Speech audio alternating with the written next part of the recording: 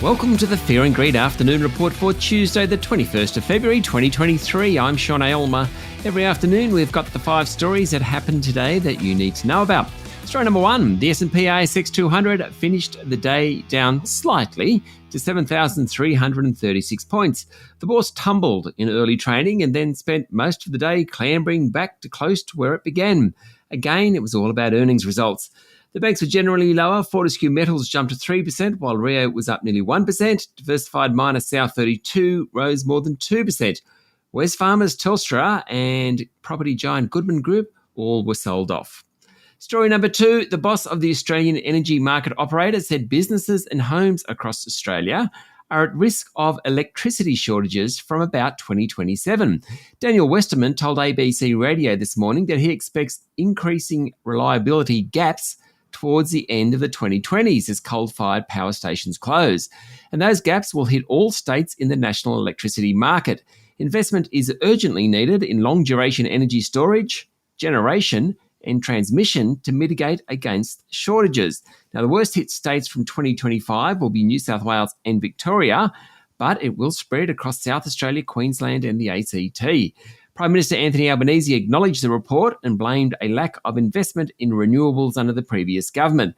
Albanese was speaking ahead of the federal cabinet meeting in the Pilbara today. He also announced $565 million in spending to upgrade port infrastructure in the region in an effort to boost trade. Story number 3, earnings. Many corporate earnings today.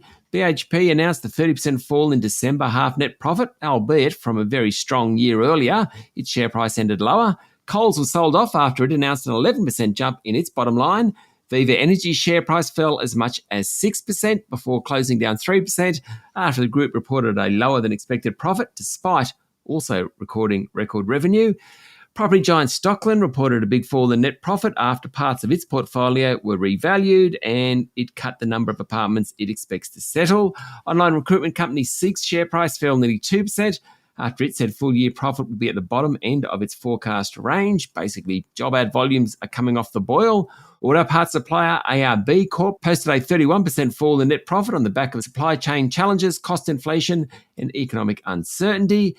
Housing group Ingenia Communities share price fell as much as 20% before finishing down 13%, the worst of the top 200.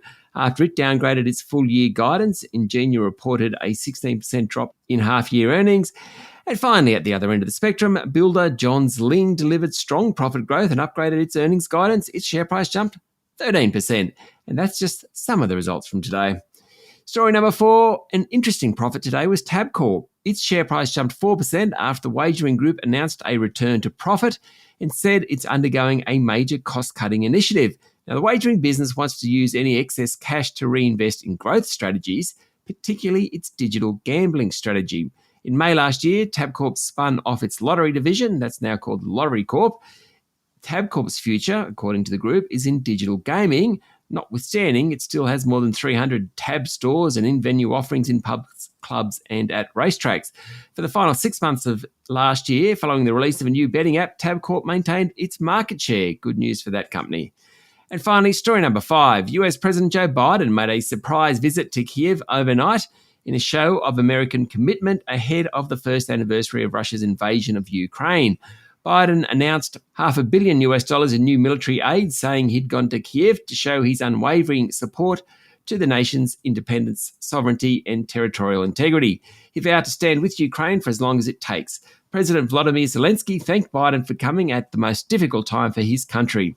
The two presidents sought to map out the coming year, including a common understanding of objectives and how the United States can most effectively support Ukraine.